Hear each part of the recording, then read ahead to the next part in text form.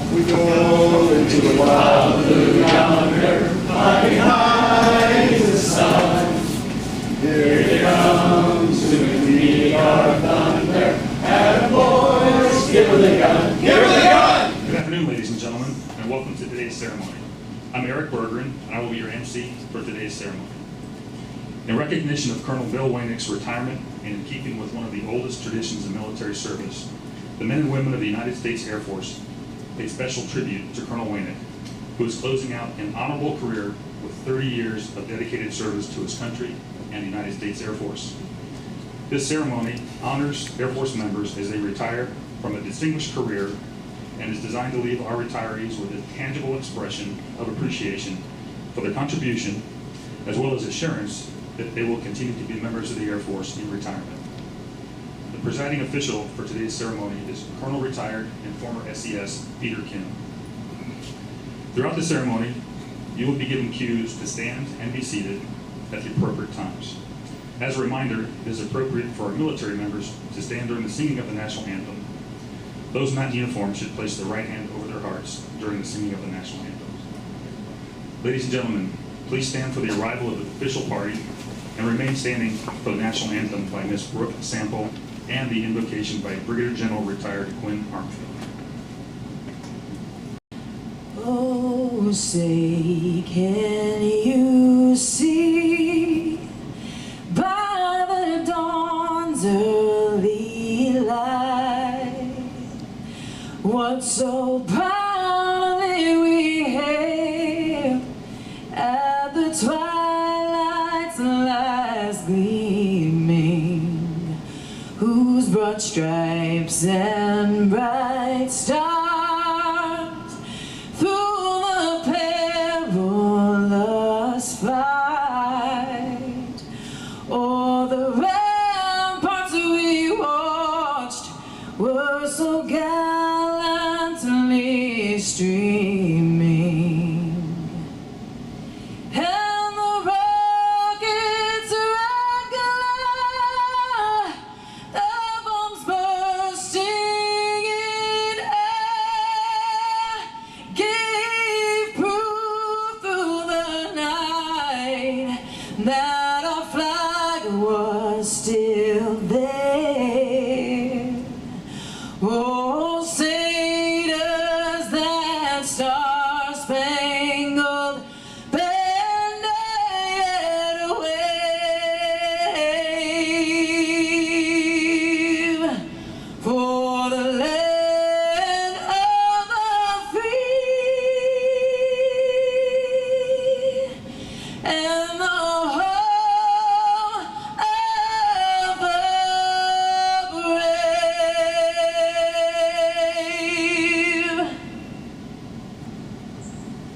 Bill and Kelly, congratulations on your retirement. Catherine and I have enjoyed being your teammates over multiple assignments in multiple countries on multiple continents for the past 16 years, so it's an honor to be able to pray for you all this afternoon. If everybody would like, please join me in prayer.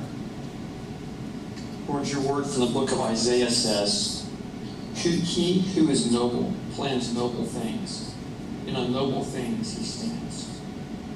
We thank you for guiding and sustaining Bill, Kelly, Kyler, and Caitlin over the past many years as they've led and ministered to airmen, soldiers, sailors, Marines, and civilians over many assignments, and specifically over many combat deployments.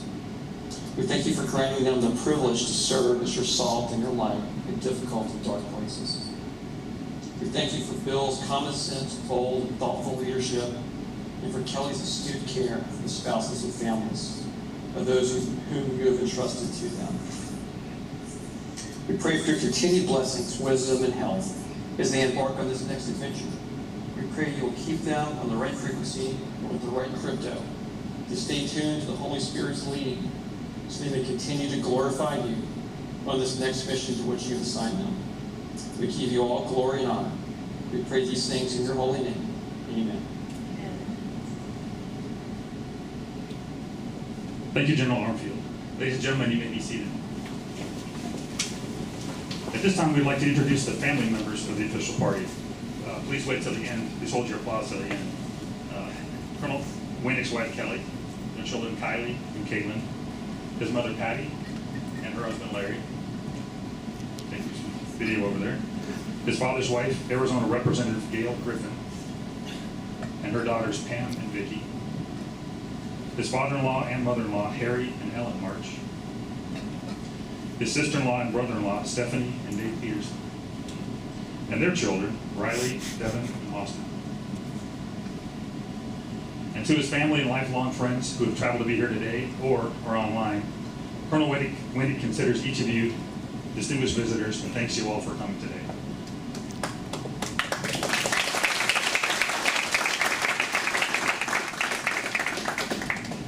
Ladies and gentlemen, it gives me great pleasure to introduce our presiding official, Mr. Peter Kim.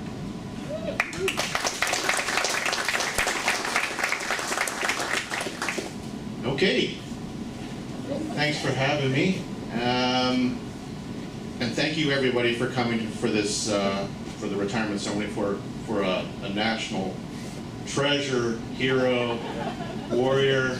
I know many of you probably thought this day would never come, right? But we've got someone here in the front row who kind of twisted his arm and said, you got to have a retirement ceremony. And I think I played a little bit of part of that too. Before I go on, I'd like to thank the singer for the National Anthem. That was a great one.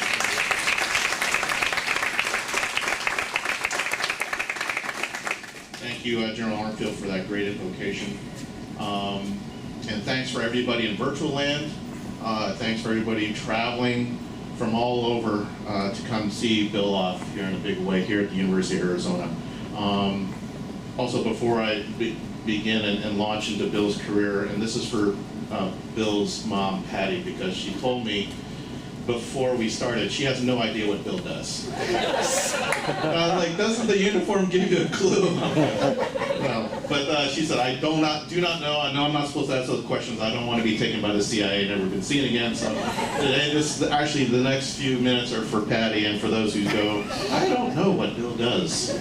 But I do want to thank a certain 3-star that maybe or may not be watching, Lieutenant General Bob Skinner. He had a hand in this ceremony. And we'll just leave it at that, but without his help, some of this cannot be possible. So thanks, Bob, General Skinner, for having a hand in Bill's life and setting him off in a great way. So Bill Wainick, right? He was born long time ago, before the internet and before cell phones. Actually, I knew Bill when we were stationed at Davis-Monthan together. He was in the operations group and I was in the comm squadron. But Bill's life as a military member doesn't begin at Davis-Monthan. It begins right here in the University of Arizona, where I'll fast forward things. He got commissioned as second lieutenant. He was Wilbur, the mascot. I think there's another Wilbur out here somewhere. Another Wilbur came down from Phoenix. And Kelly was Wilma. I had no idea there was a Wilma until I read that article in the magazine, but they met, they got married. She wasn't a Wilma. I thought I read that in the thing. Okay, I'm already screwing up the retirement. Hopefully I'm making it fun for everybody online. That's first screw up number 1. 3, and then I get the hook, and General Armfield takes over. Or General Skinner, actually, from remote goes, I'm taking over. Now you got mission. So his first assignment, Bill Wainick, is a communications and information officer. So Bill, in the beginning, was a second lieutenant. You start your career, like most comm officers, I'll say comm officers, in Langley Air Force Base. At the 1912 Computer Systems Group. Some people might remember that from a long time ago.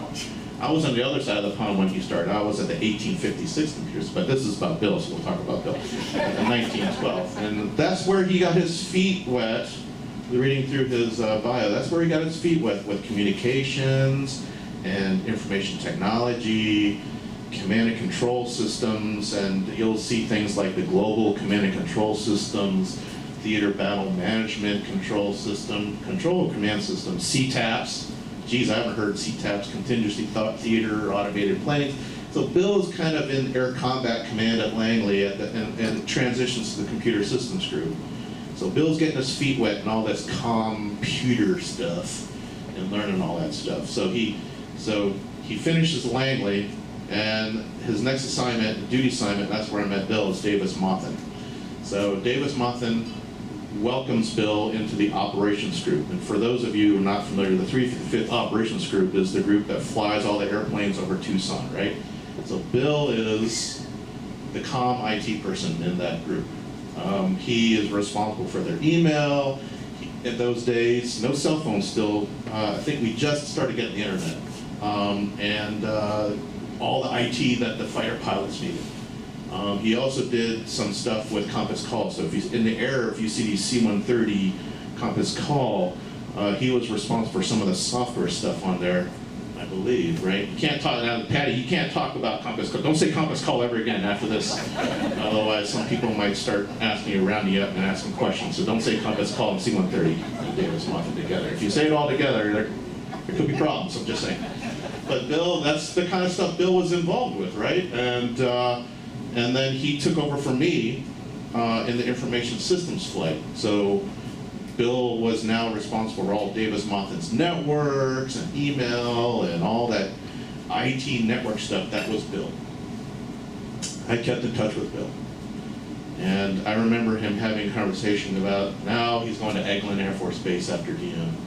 And when he goes to Eglin, he's in the logistics group. And he further kind of gets his feet wet in some of this air control, tactical air control stuff down there. First he gets to be exec at the 46th Logistics Group. I forget, was that General Boswell? No, that wasn't Colonel Boswell at the time. But he excels in Eglin, right? Florida, Kelly's really happy, right? Florida, sunshine, Bill's working hard. Then, the next assignment after Florida, about 3 or so years, they're going to the Netherlands, right? And so in the Netherlands, they're at Brunsum, Netherlands, where the NATO AWACS, Airborne Worldwide Control, Command and Control System. Bill does that for 3 years, Netherlands, with Caitlin and Kylie. That's where they were really babies. And I forget which one it was. But anyway, I remember waking up Sunday morning into Bill's chocolate chip pancakes is world famous. I don't know if he still makes the world famous chocolate chip pancakes, but I still remember that. But he did great things, command and control, working with NATO, supporting exercises in the Baltics. That was about the time where lots of activity with NATO, Italy. He must have had a lot of fun. But after having fun in the Netherlands, working with NATO, he said, tot ziens, goodbye to all his Dutch friends. There's probably some online, so perhaps, maybe not, probably not. Anyway, but if they are, goede avond, goede dag, thanks for joining. After the Netherlands, so they go to Air Command Staff College. As all good majors go, he does well at Staff College. And then this is where Warrior Bill, after that, this is where Warrior Bill is born, because right after there, he goes to JSOC, the mother of all Special Operations Commands at Fort Bragg.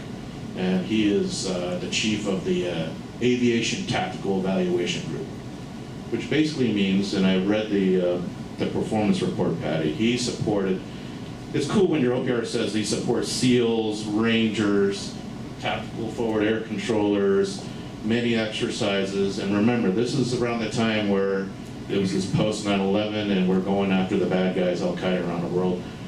Bill was involved in every aspect of that at JSOC. And also got an OPR, a performance report signed by Jerome McChrystal, which was cool. And I wanted to say at every OPR, you're seeing these accolades. You read the accolades from Jerome McChrystal, number 1% of 200 officers under his command. Before that, he was already getting number ones and getting awards. And so we see Warrior Bill starting to come about and becoming the leader that he is today. After the experience at SOCOM and doing SOF, I do remember calling you one time, and you were deployed somewhere, and I said, "Bill, what are you doing? Where are you?" And he's like, "I'd rather not talk about that." Right? That was the world that Bill lived in. You didn't know where they went or what they did. So after a tactical evaluation group, I'm trying to think here. You went to the air staff? Did you go to air staff? Ramstein, that's right. First combat comm right away. First in, last out. Yeah, I think we got some first combat commerce out there in virtual land too. Probably Chief Boff is probably watching from Germany. Yeah, you better be.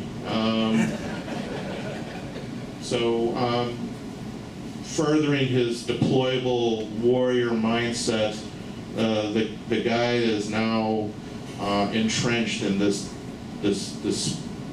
deployable kind of mindset where you're deploying comm assets, you're supporting the forward war fighters, fighter squadrons, people in the forward area. The Baltics, the first combat comm guys were always all around Europe and the Med supporting whatever operations that they were tasked with. So what a tough job.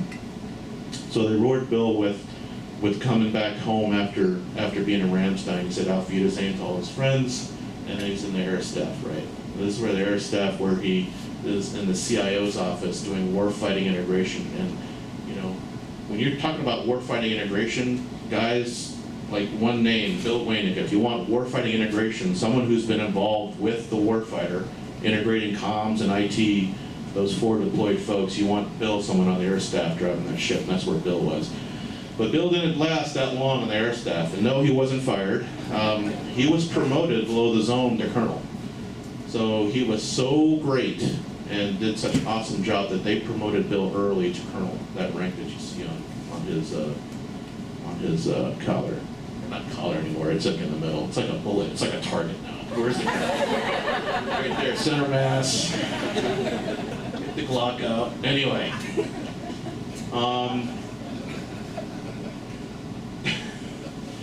Below the zone, and I believe I get lost. It's Air War College. You went to Air War College, and then we'll just skip right to the fifth combat comm group. Yeah, 700 people. Again, combat comm, supporting warfighters in the field. He had tough bosses. General Votrino at one point, #1 group commander under her command. Then was General McLaughlin. He also gave you #1 kudos. Getting #1s out of AF Cyber, 24th Air Force, that's impressive.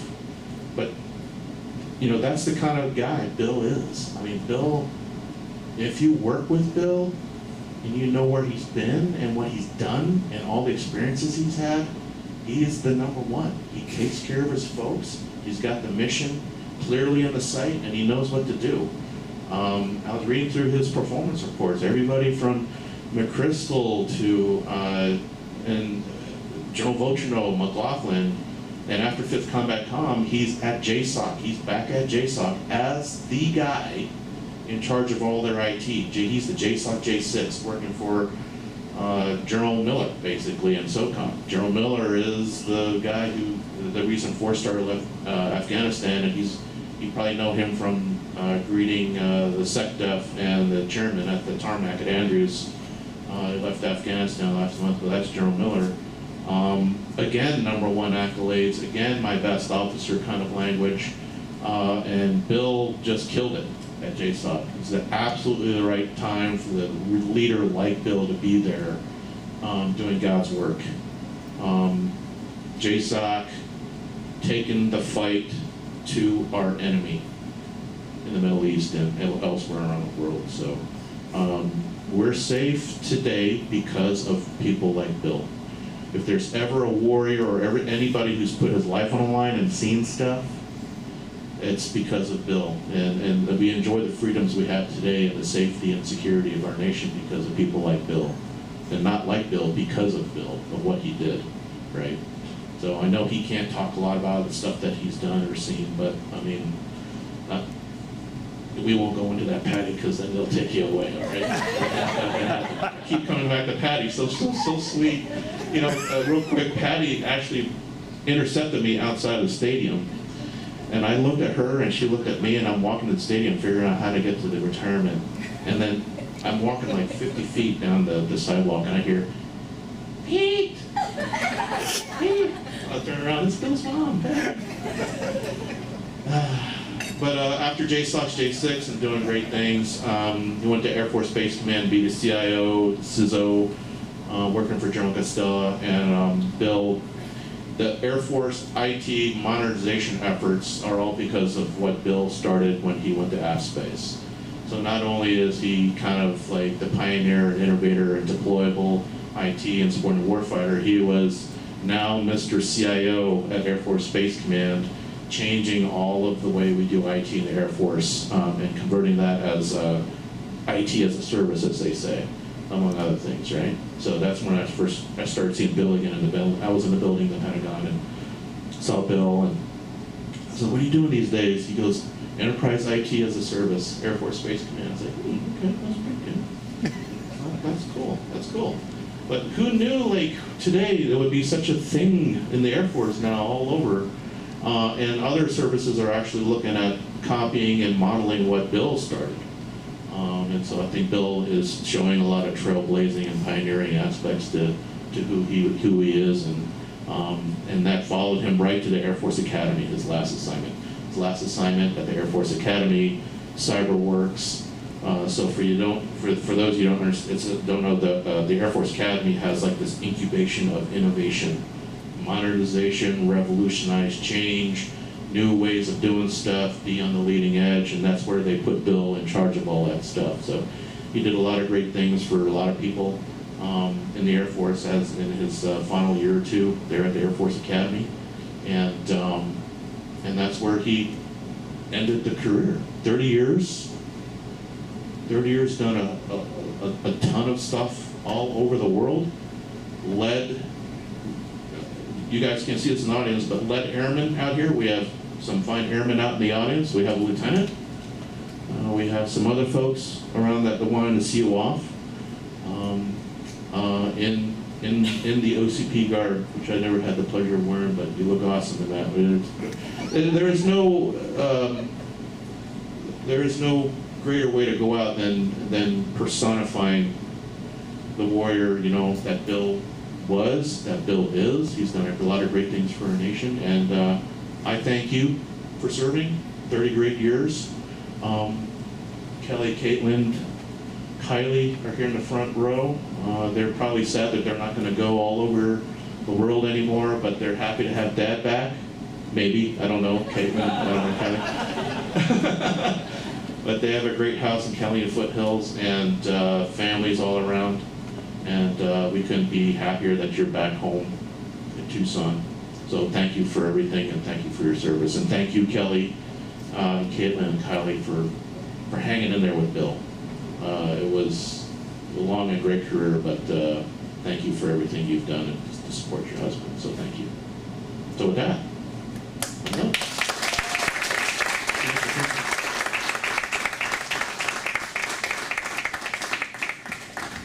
Well, I'm not sure if the rest of the ceremony is going to be as entertaining as that, but we'll try. Ladies and gentlemen, please stand for the presentation of the Legion of Merit.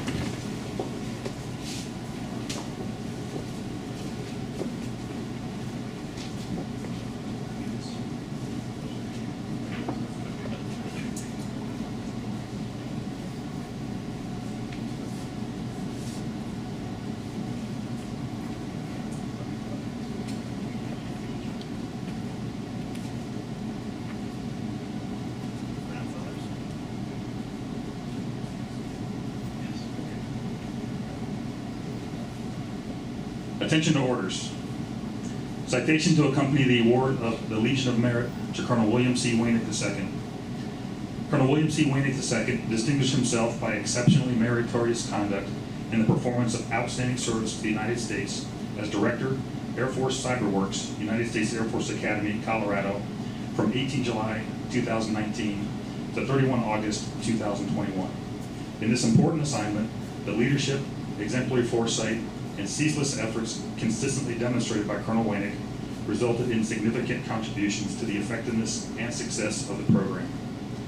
During this period, Colonel Wainick transformed Air Force CyberWorks into the Air Force's premier complex problem-solving organization, tackling multiple general officer-nominated challenges to reimagine the Department of Defense's joint all-domain command and control testbed, streamline the department-wide network management, modernize the Air Force Recovery Center's mission management, and support revitalization of the Air Force Academy's honor code system. Colonel Winnick's visionary use of new acquisition tools and ceaseless pursuit and application of emerging technologies through human-centered design methods have unleashed airmen's potential across the total force to rapidly develop cost-saving applications, apply artificial intelligence in operational constructs, and prepare the way for using full-spectrum communications to dominate in denied and contested battlespace environments.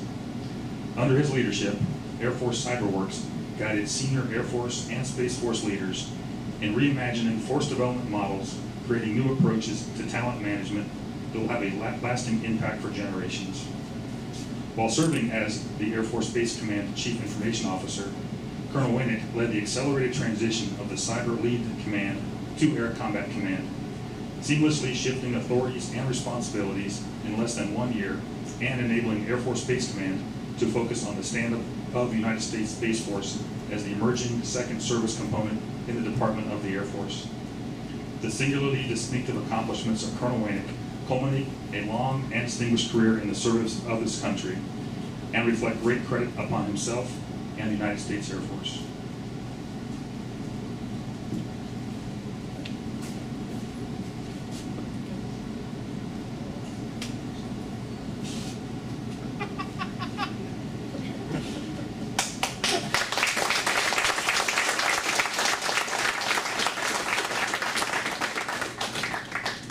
Colonel Winnick received letters from the former Presidents George W. Bush. He's also received letters from the Chief of Staff of the Air Force and the Chief Master Sergeant of the Air Force. This is where we're supposed to applaud.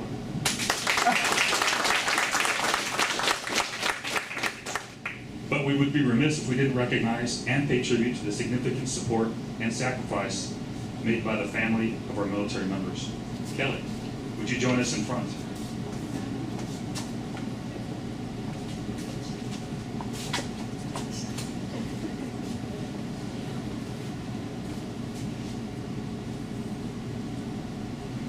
Kelly has received a letter from the Chief of Staff of the Air Force, and it reads, "In grateful appreciation, the United States Air Force presents this certificate of recognition to Kelly March Winnick for the commitment and numerous contributions that made positive impacts to the nation's defense. Thank you for the support which gave strength and purpose to your spouse's service." Signed, General Charles Q. Brown.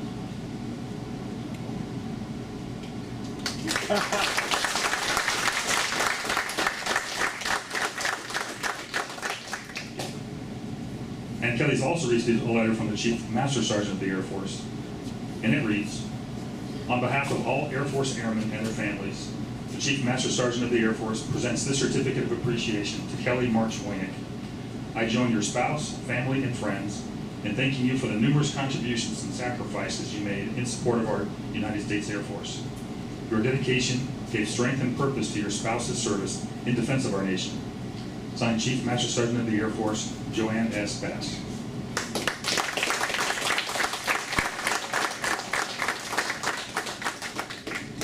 Ladies and gentlemen, please remain standing for reading of the retirement order.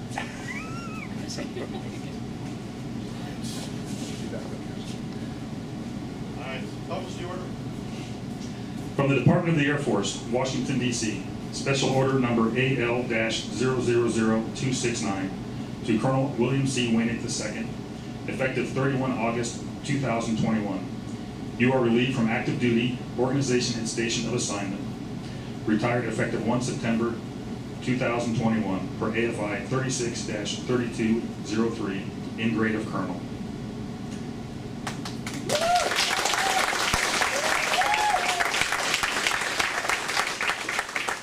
Ladies and gentlemen, please be seated. Okay. Please remain standing. You guys can sit down, please. Except for you. Except for you three, yeah. At this time, we'd like to invite Colonel Winnick's wife, Kelly, Caitlin, Kylie, to join Colonel Winnick up front while they'll pin on his retirement pin.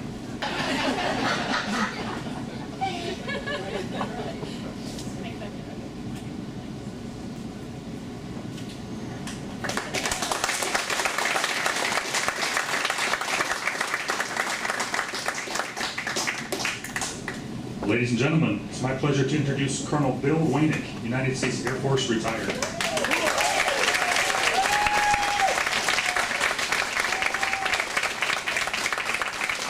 This is one of the big reasons I wanted to have Pete Kim be my presiding official, because I never know what's going to come out of Pete's mouth. I always enjoy that.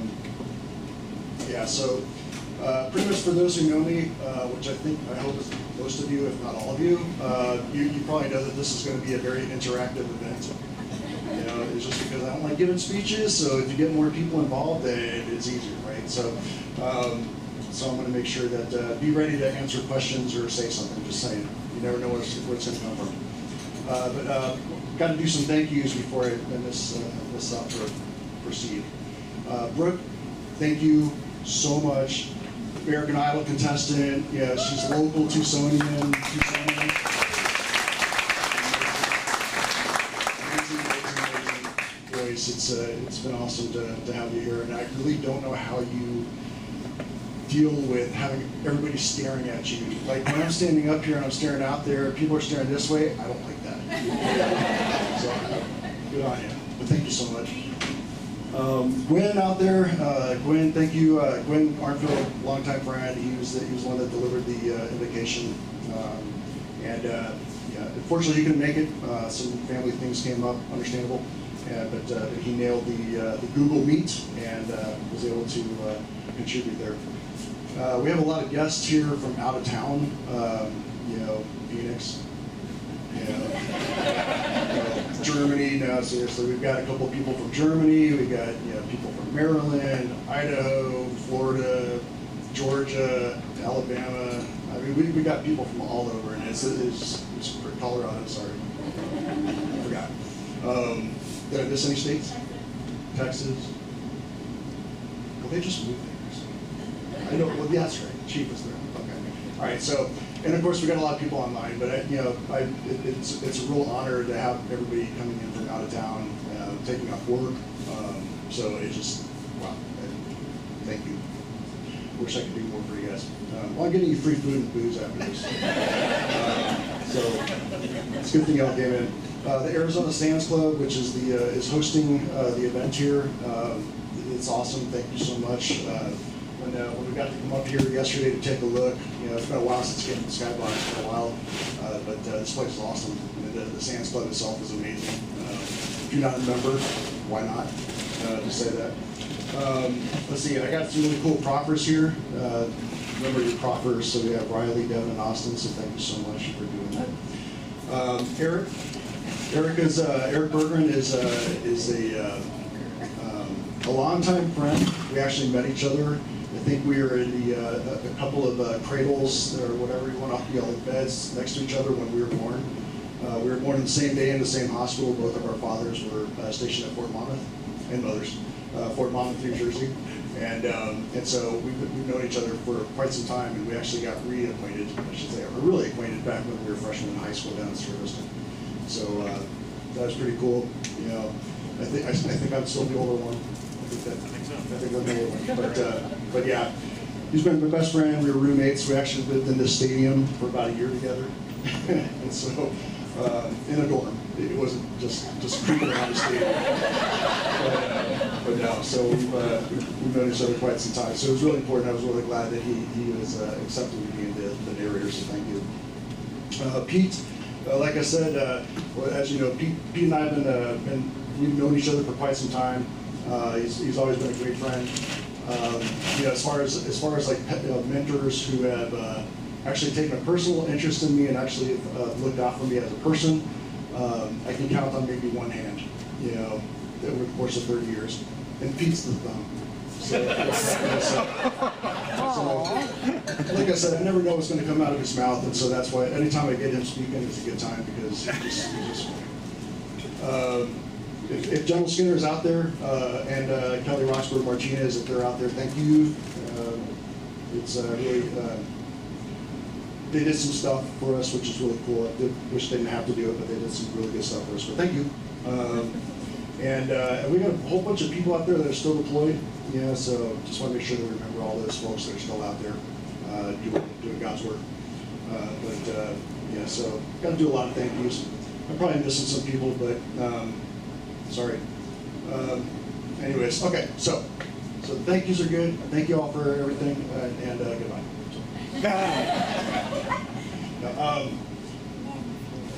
I didn't want to do this. I really didn't want to do this, and Kelly kind of forced me to. General Skinner kind of like cajoled me. Pete cajoled me into doing something, but I didn't want to do any. I didn't want to do a retirement ceremony at the Air Force Academy, no matter what. I mean, that wasn't happening. So I love my team out of Cyborgs at the Air Force Academy. I love them. They're amazing. I love the cadets that we got to sponsor. But I wanted to do it here, if anything, because I wanted to see you all. I mean, you probably wouldn't go to Colorado for this, would you? Yeah. All right. Well, anyways, I wanted to do it here. If I was going to do anything, I was going to do it in a place where it had the most impact. And I consider this place to have the most impact on me.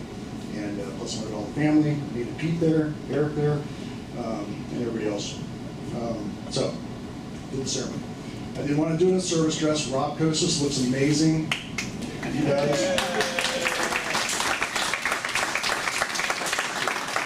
He's a beautiful man, beautiful uniform.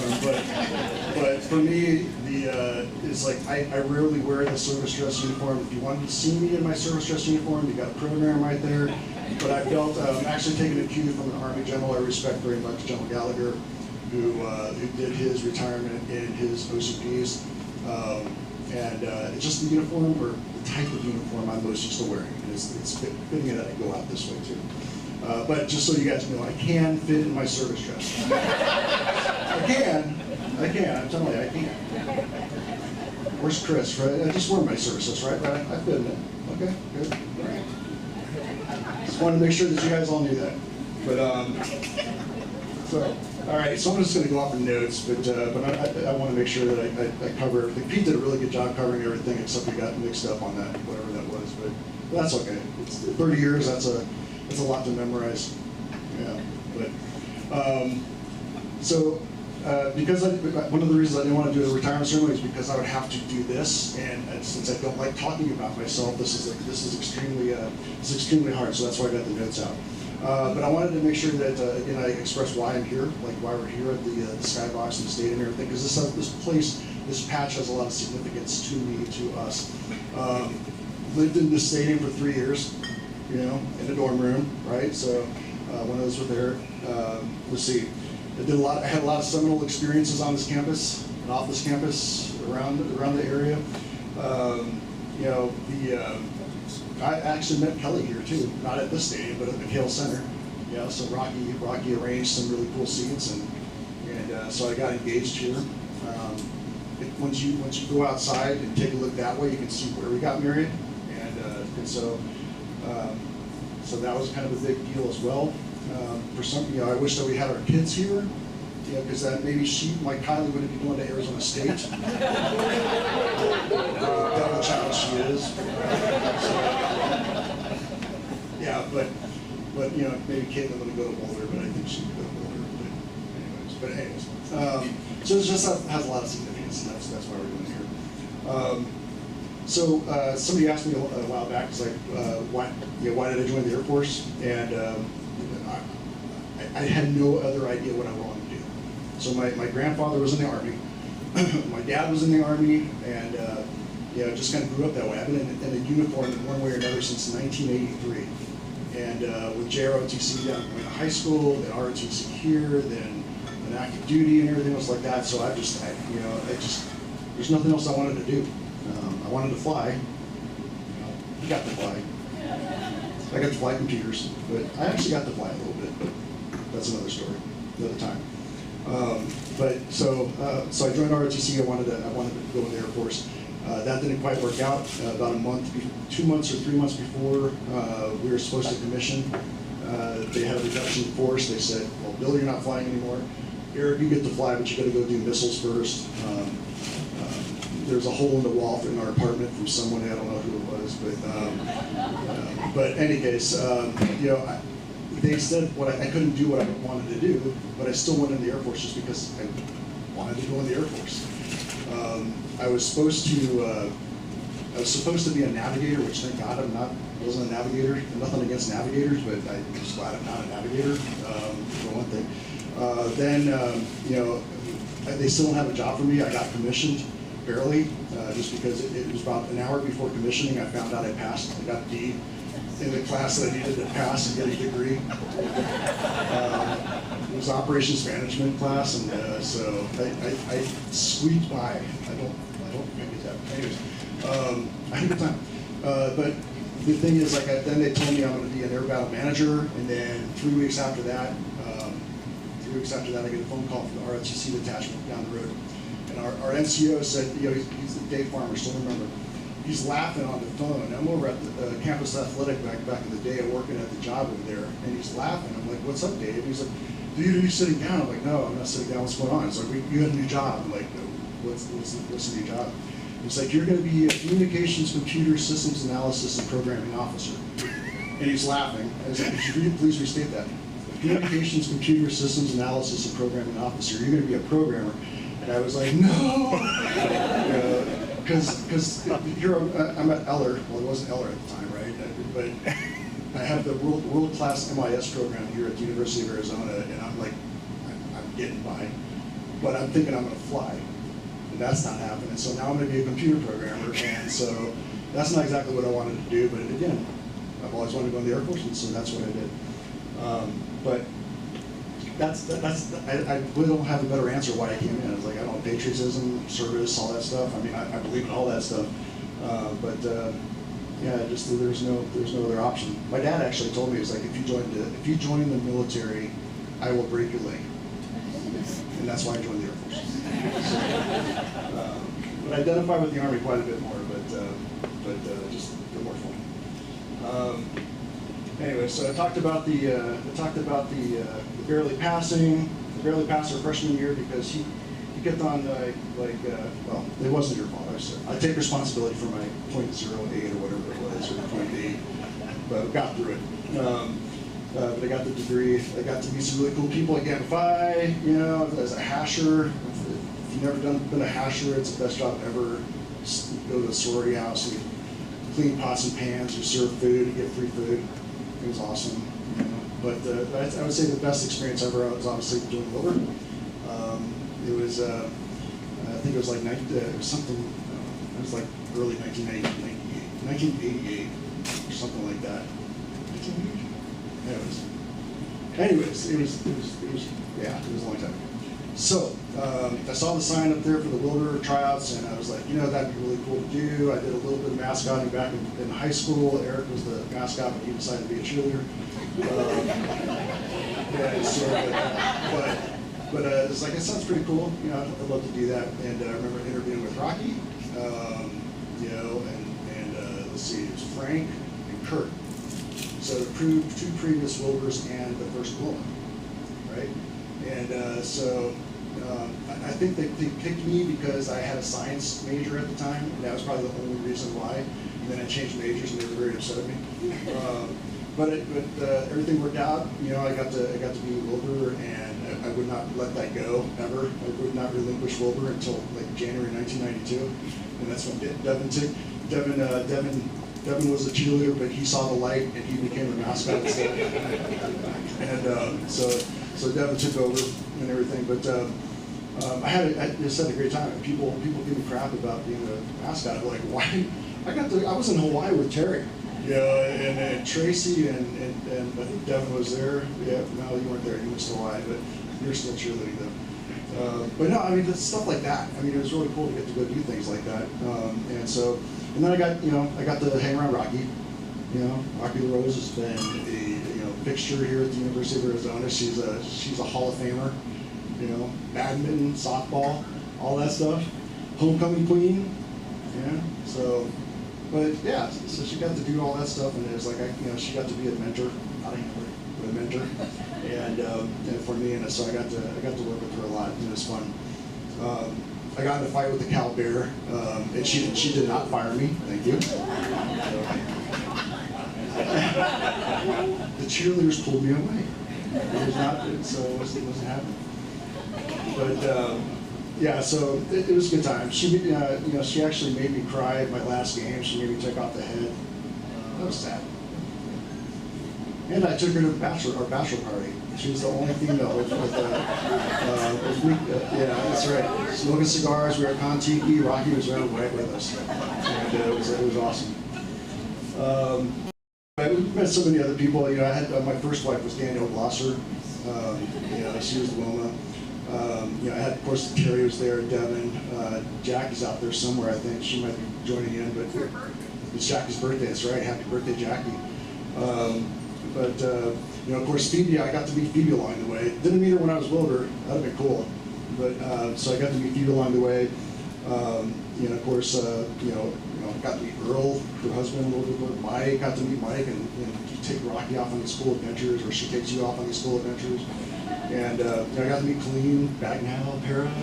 You know, you know, got to meet Colleen finally. But you know, got to meet so many people here, and just a great experience. But anyways, so getting into the career a little bit after ROTC, after the University of Arizona.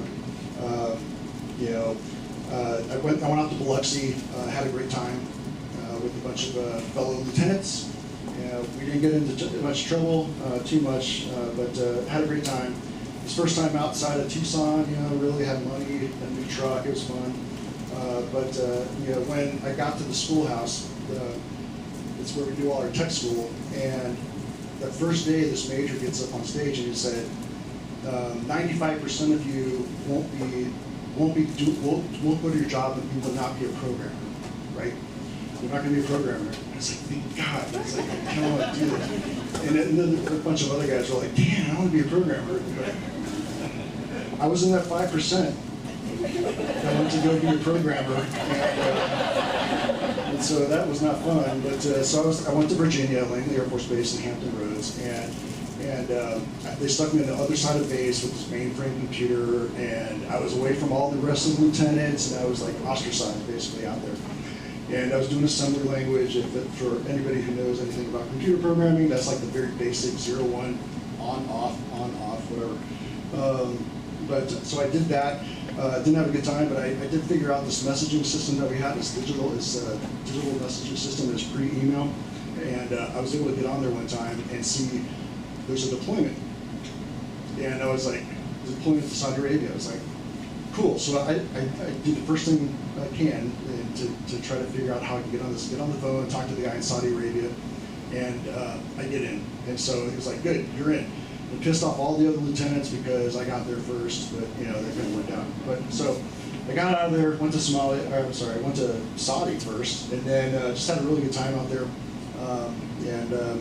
You know, just worked hard, was working all the time, doing fun stuff. I was getting ready to go home, and then the events in Somalia happened in Mogadishu. And you know, when I was about to go home, the guys at CENTCOM headquarters in Tampa said, hey, we're beefing up Somalia, beefing up some of the support. Would you mind going? I'm like, yeah, absolutely, let's go. So I had to talk to my boss at Langley first and get her clearance. And she's like, Bill, you know they're shooting out there, right? Yeah, I was like, it's okay.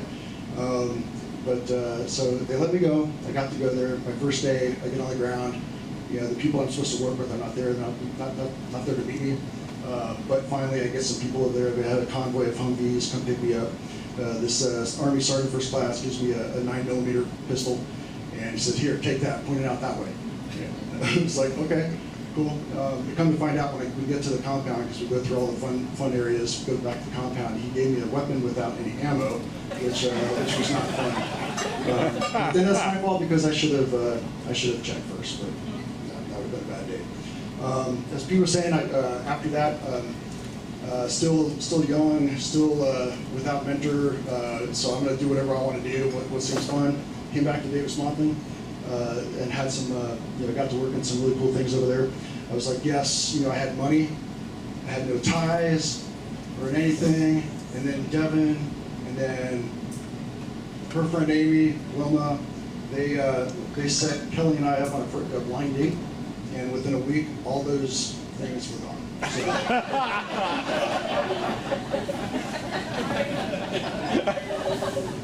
but anyway, but no, it was really cool. We obviously hit it off pretty well, and we stayed together, and I gained being his sister at the time. So and I can't remember a day like where we were not together, all of us. But it's great. Met Pete, and you know, he got me over to the comm squadron, got back into the fold, if you will. And you know, so he was he really helped me. I think, you know, helped me on a path to success, because, like I said, at that time I didn't have many people saying, "Bill, you really need to do this for your career. Blah blah blah. You need to do this, that, and the other thing." And Pete got me over to where I needed to be. And so, I mean, any success I have has been due to his kicking me in the butt and getting me in the right place. So it was really cool. But we got married in 1996. Yeah, after proposing at the McHale Center, we got to meet really cool people. You know, I think Christy, Julie are here. We got Sean, Donalda. We got. I don't know. I'm sorry, I don't have glasses on, but we met so many cool people along the way. But then it was getting ready time to go, and we have to go to this school as a captain. It's called Squadron Officer School. Oh my God. Squadron Officer School as a captain. And so Kelly got pregnant. It's great. I don't quite know how that happened, but anyways, I had to go to the Squadron Officer School in Alabama, and she came out to visit me, and I was really excited to have her out there, and just this is just a random story, but anyways. So she came out to visit me, and it was like, George Strait and this country music festival are coming to Tuscaloosa. And I was like really excited. We got tickets, and we're going, and we got there, and all of Alabama's finest was there, doing their thing, and we were doing our thing, and it was a great time. And we saw Tim McGraw, we saw Faith Hill, Clint Black maybe or something. And George Strait's about to come on, and she's like, "Let's go." Yeah. Yeah, there's a lot of reefer out there, but so it's like I'm sitting there like, really, George Strait's about to come on, and you're making me leave, and so she's pregnant, you know, got the hormones going, Kylie's in there kicking somewhere, so we decided, okay, fine, we're going, and so I'm like, nope. I forgive, but don't forget. Bad day, Bill. It's been open 25 years in a couple months, but it's all good. But we got to meet a lot of good friends along the way. You know, Earl and Melissa, you know, Russ the Bus and his wife Yvonne, and just so many other cool people out there. And so everyone was a great time. And that is where Kylie was born, you know, in 1998. And then since we were at Edlin, you know, it was a lot of fun. The beaches are beautiful, amazing, and you know, unfortunately Kelly didn't get to enjoy them too much because she got pregnant again, and so Caitlin was in there. So, but the good thing is, and I probably shouldn't admit this, but whatever. So I had a designated driver for so many years in Florida, thanks to the girls. So thank you. So I went over to this air control squadron, and it's it's basically a radar on the ground, you know, pointing out all the bad guys, pointing to the friendlies where to fly. And so I went over there and got on a deployment to Kuwait, and I'm in Kuwait, and I get a phone call from the personnel center. And the personnel center is like, "Hey,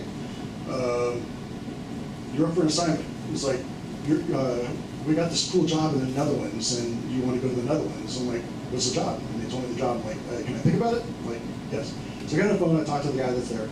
And the next day, I said, I called AFPC, the personnel center back, and said, "No, I don't want to go."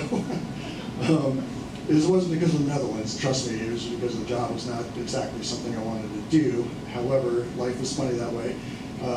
What the personnel center guy came back and said, "Sorry, too bad, you're going." I'm like, okay, thanks for asking. And then so we got on the plane.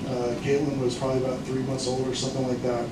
And we went to the Netherlands, and I got picked up by a great guy, Cruz. Actually, not Cruz. Yeah, Cruz was there. Yeah. But so had a great assignment actually. The Netherlands is amazing. It's beautiful. You know, the people are great. We had some great neighbors. We had a great time in the Netherlands. The job turned out to be pretty cool because of the people I got to work with. So I hope there's some Dutch people in it. but also Bardette, maybe, Regina Sherman. Anyway, so we got to meet a lot of cool people, a lot of fun. It was not great though, because 9/11, September 11th, 2001 happened, like the month after we got there. And I'm going to every day to work dressed like Pete. And you look good, but I was dressed like that, not like this. And so, you know, instead of going home like brushing off my uniform every day with dust, I'm brushing off the cigarette smoke, you know, and the you know, alcohol smells and stuff like that from NATO, because that's what they do. They drink in this. Not all of them. Just saying they live La Vida Loca, but they're good stuff. But anyway, so.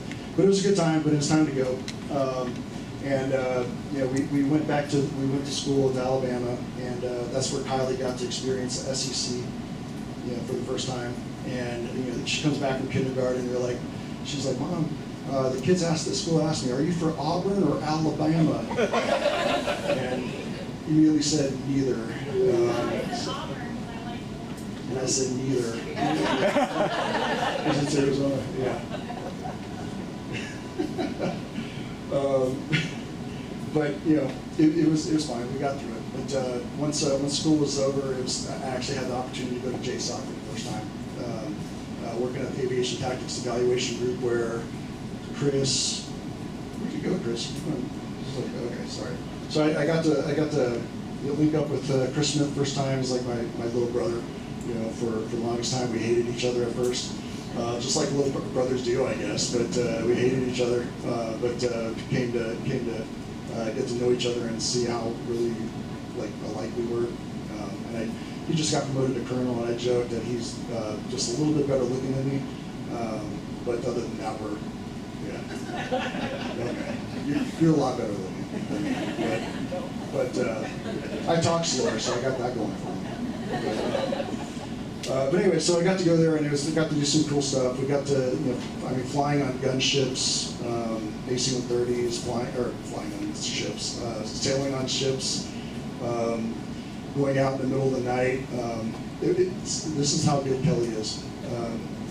So I got it was like New Year's Day, one year, and got called into work. You had to be there within a half hour or something. You had to be there within a half hour. So I get there. And they're like, hey, you're going somewhere. And so we spend the whole day packing all of our equipment, and packing this big crate full of equipment. And I get home, because I got there really early, and so I got home about like 1 o'clock or 2 o'clock in the morning or something like that. And I get to bed, and then about 4:30 or so, I wake up and said, hey, I gotta go. I don't know if I'll see you again. And that sucked, but I had a great time. And best ass chewing, butt chewing ever. It was still memorable to this day. So, like Pete said, I'm in charge of a lot of the communications, the IT, and part of it is making sure that aircraft communications on aircraft work. Like if you get up on an airliner now, it's like you take for granted all the internet access. Well, it wasn't that easy back then, especially on some of the aircraft we flew. So we get General McChrystal. He came in all the way from North Carolina, and he came over to the Middle East. And he and his crew. So he had him, General Mulholland, he had General Colonel Thomas at the time, and all these bigwigs that were coming over. And they had been without communications for like 10 hours or something like that. And for being out of communications when there's a war going on for 10 hours is not good. So he expects to have communications when he lands, and I'm on an airplane with the communications sub there to pick him up. And he, so I'm all good. It's like like 130 degrees on the runway. Everything's working fine though, and we land on an airfield, 130 degrees, and then General McChrystal's plane comes in, all good. Next thing you know, the plane I'm on, it breaks down. And so, great. So there was another 130 because General McChrystal's pretty important. So they had another plane, and that plane landed about 100 yards away, and it's parked over there. And so Chris can vouch for this, and this is why I'm glad I'm thicker than him. because the gear that we have to use is really super heavy. So when that plane lands, it's like I'm offloading aircraft antennas, boxes. It was probably about 300 pounds worth of stuff, and I'm by myself and lugging that across 100 yards across a 130-degree flight line. And I get everything hooked up. General Crystal and the team are on board the new aircraft, and they're sitting there waiting for the communications. They're waiting, and I'm like, I get everything hooked up, and then flip the power switch, and nothing turns on. And this is not good. And I go to the air crew, and the air crew is like, I don't know what's going on. And I was like, well, there's a fuse. There's got to be a fuse somewhere. Where's the fuse? They're like, I don't know what you're talking about. And so I'm scrambling all over the place. And I finally go to General Crystal, because General Mulholland gets in my face with his hand. His fist is bigger. His pointy finger is bigger than my fist. So he's doing this. One of you leaders better go review the general on what's going on. And so I do. And he proceeds to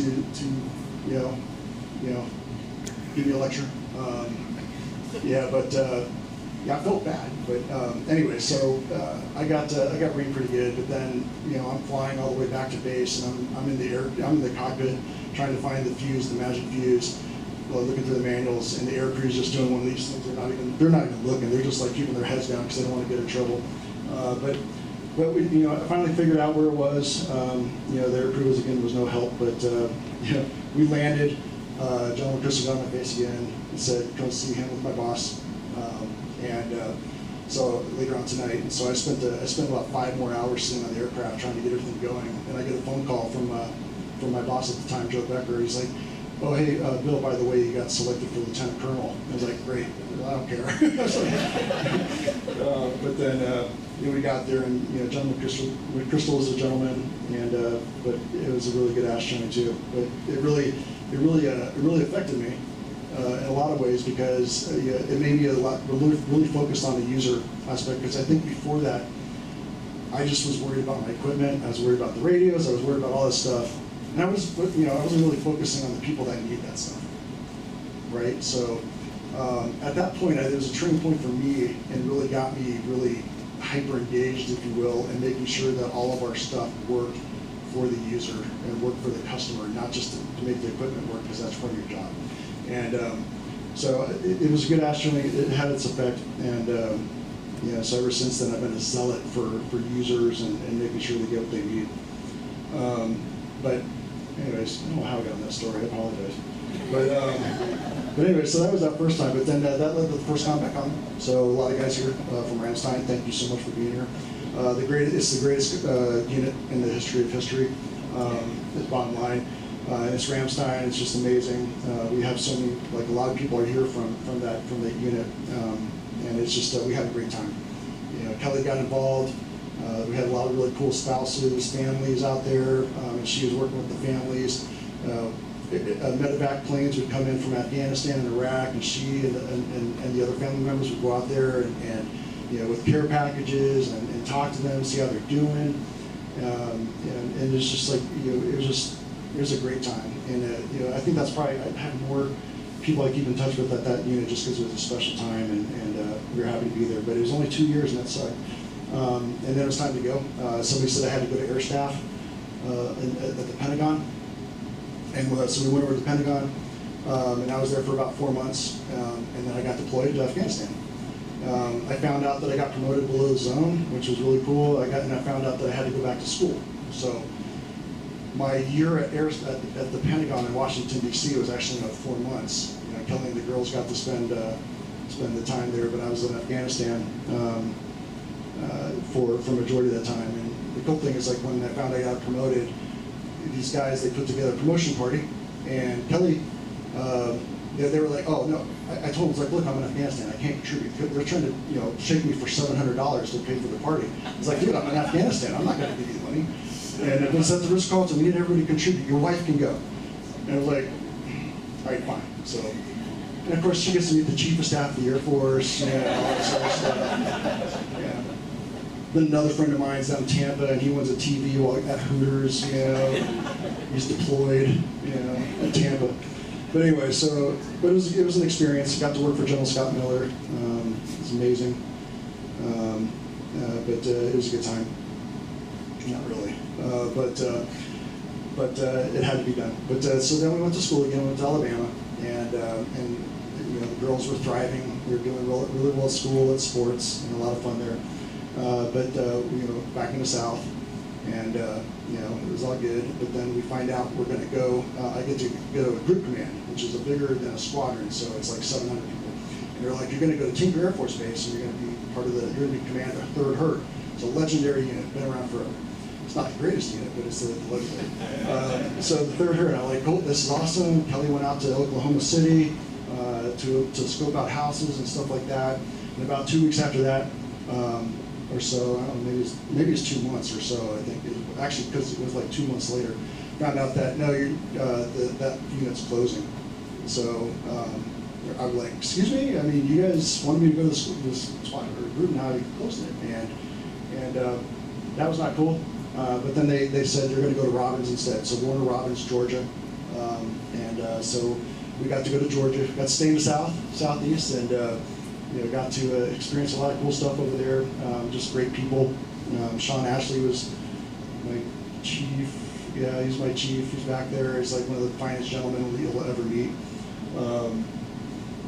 So you know, he's a big time Georgia guy. So we got to experience that with him. And then so just had a load of fun. We had really good people out there, and just except for the Nats, it was a great time. But anyway, so going through, and I'm trying to get this before I'm running over. So I'm going to speed this up. There's a lot of people I want to mention, but I can't just because there's so many people. But I got to go back to JSOC J6. It was got to go back to Fort Bragg. It was amazing. I got to get reacquainted with a lot of people that I met along the way. Some of the best senior NCOs, officers, civilians. My warrant officers were amazing. But it was a great time, and it wouldn't change it for the world. We got to meet, work for General Votel for about a week, General Thomas for a while, General Miller. These guys are just amazing. So it had a lot of good experiences with that. But then at that point they said, hey, we want you to go to App Space to work IT. I was like, cool. I got there within a week. I found out I wasn't doing what I was supposed to be doing. But before that, General Skinner, who was out there, I hope, he said, don't worry, we're in this together. And he got me turned on to this program called Enterprise IT as a Service. That was a pretty big effort for the Air Force. And it started from scratch. Basically what we're doing is getting industry to do all of our IT for us as a service. Really cool.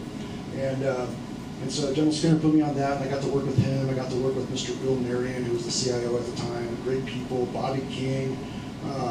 So just amazing people I got to work with doing that deal. And I got spent. I was done. I was donezo. But they asked me to do one more assignment for that because we were in Colorado Springs. Went to the Air Force Academy, and I got to do this cool job with this organization called Cyberworks. Again, it's like a gem. The people there were so fun, and we got to do some cool innovation stuff. Colleen came out, got to see her and Paulo, but it was just really cool out there. We had a good time and did some really cool innovation stuff for the Air Force. But after a while, it was time to go. I mean, it was like I stayed in probably about a year or two long, but we got through it. Decided to come back to Tucson, and and just be like, go back home. We missed it a lot.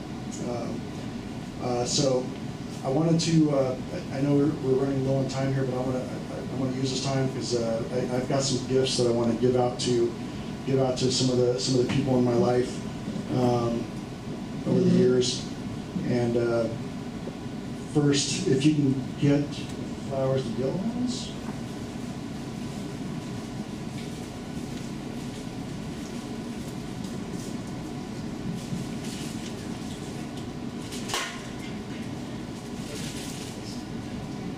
All right.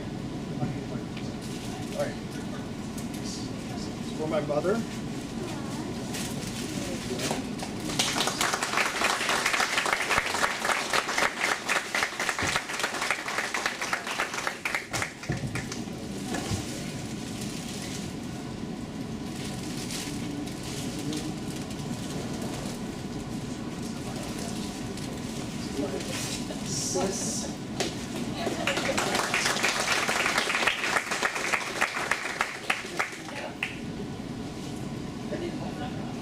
Yeah. And for the gents, these are some points from the units that I was associated with that were very important to me. And there we go. Who's back there? I got you.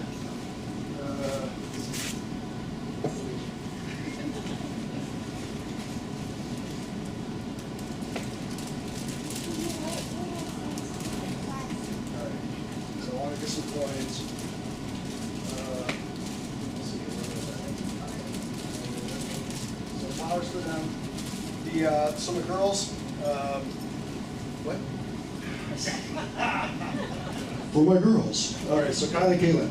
I don't have a speech prepared. I didn't have a speech prepared, as you can tell, for anything. But so for you two, I'm trying to think. I was trying to think about this.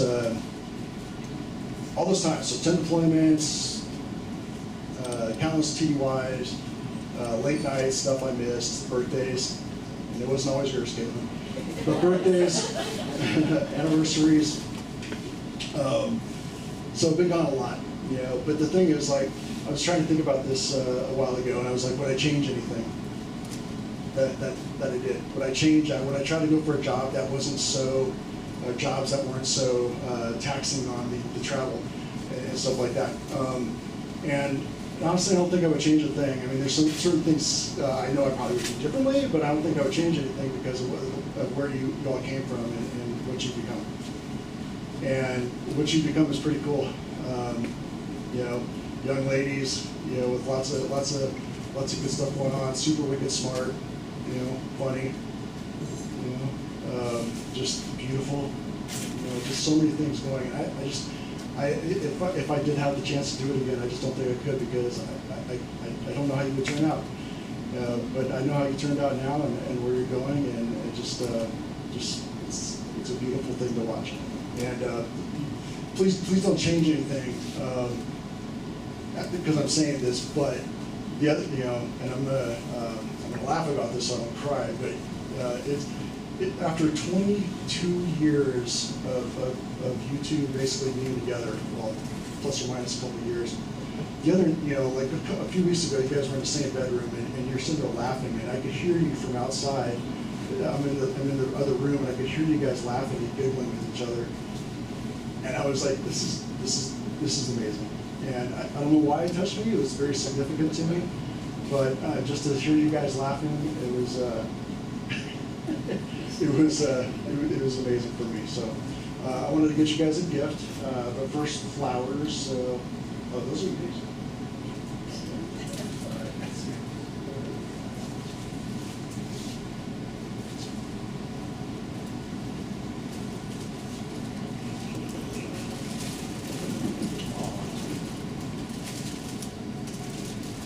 I got you guys a little gift too. All right. So these, they're necklaces, and it's a depiction of the North Star. And so there's a lot of significance to the North Star. You know, how it's navigational and everything else like that. There's a lot of metaphorical type meaning to it as well. But it's essentially, you know, to know that, you know, you always have a purpose. You know you do not know what your purpose is yet, but you do. And you know, it's for luck, it's for confidence. I mean, there's so many metaphors to that. But I think what's most important for me is what the North Star, what it represents, is that it's a fixture. It's not supposed to be, you know, because of the axis of the Earth and stuff like that. But in any case, but no. So what's important is that it's a picture, and that's us as a family, because it's always been us. You know, we've been away from family for 24 years.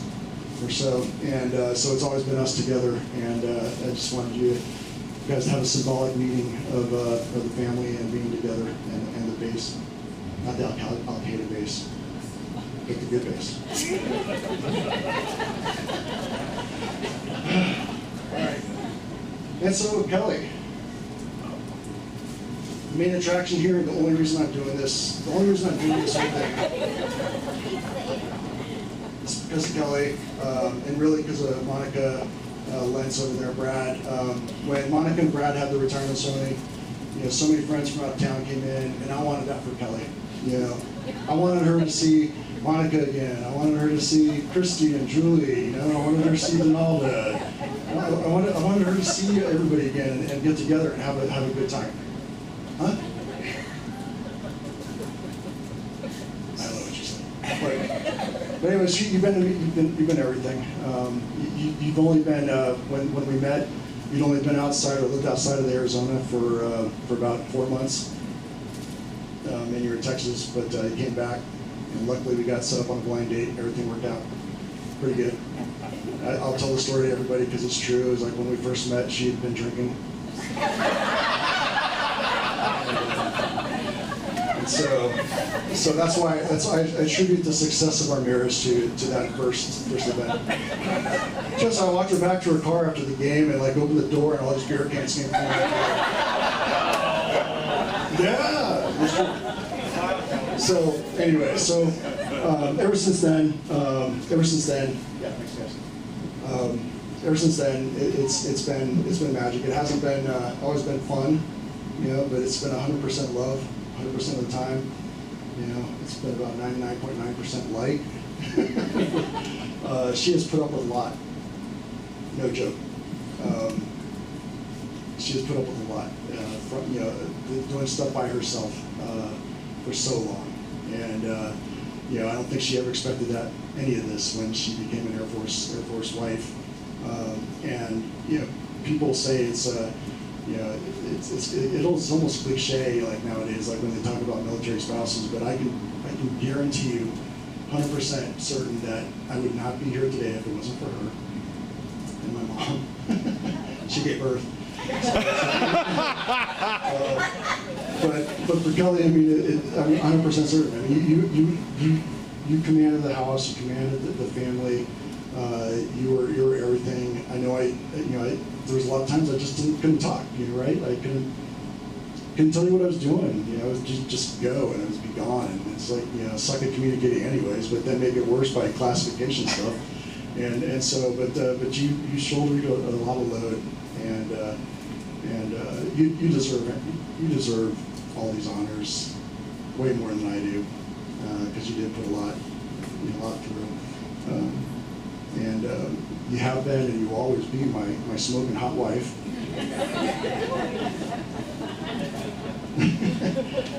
I did have one other gift for her, and then we'll wrap it up. But let's see.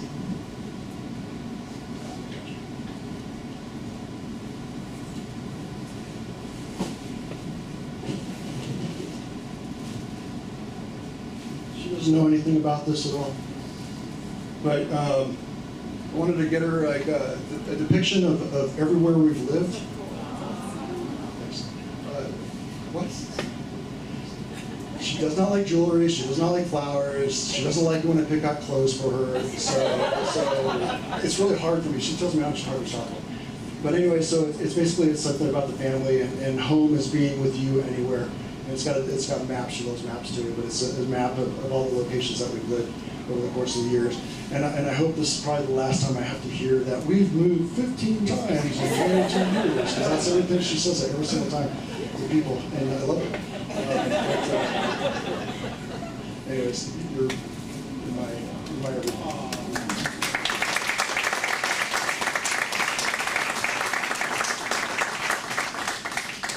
I am so sorry for going over, guys. But anyways, thank you all for this, for everything. Shout out to all the people from out of town that came here from Germany. We had road trippers. My other most awesome chief, Mike Crane, RDD, John Noble. It came like a 13-hour road trip from Colorado. Came right on over. But lots of great friends here I'll never forget. And I just appreciate everything. And Pete, thank you again. And Brooke, thank you again. Appreciate everything. And again, don't forget the barrio, 2 o'clock. Be there. Thanks, Ed.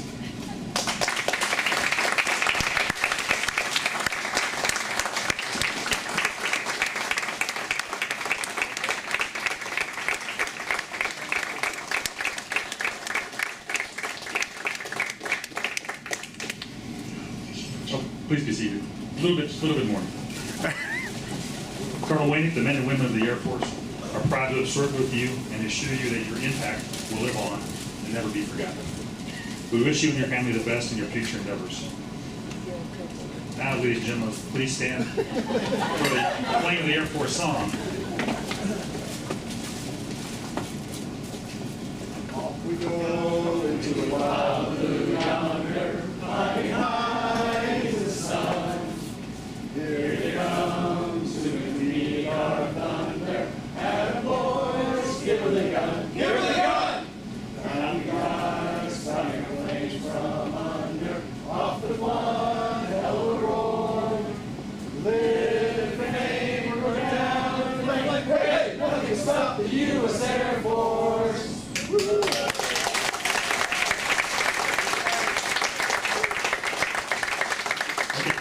Please be seated for real this time. So Bill talked about joining the Air Force because his dad was going to break his leg, and because of patriotism. Just real quick, I joined the Air Force because he talked me into it. But best decision I ever got talked into. So everybody knows he was Wilbur the Wildcat. I'm not sure everybody knows that when he graduated, he started an endowment fund for the folks that do Wilbur and Wilma, I believe. And so he's hoping over the years he's helped those folks be able to pay for college while they're doing Wilbur, rather than having to get a second job or something like that. Well, in honor of that relationship, the university sent out a special representative, a cat that needs no introduction, Wilbur the Wildcat.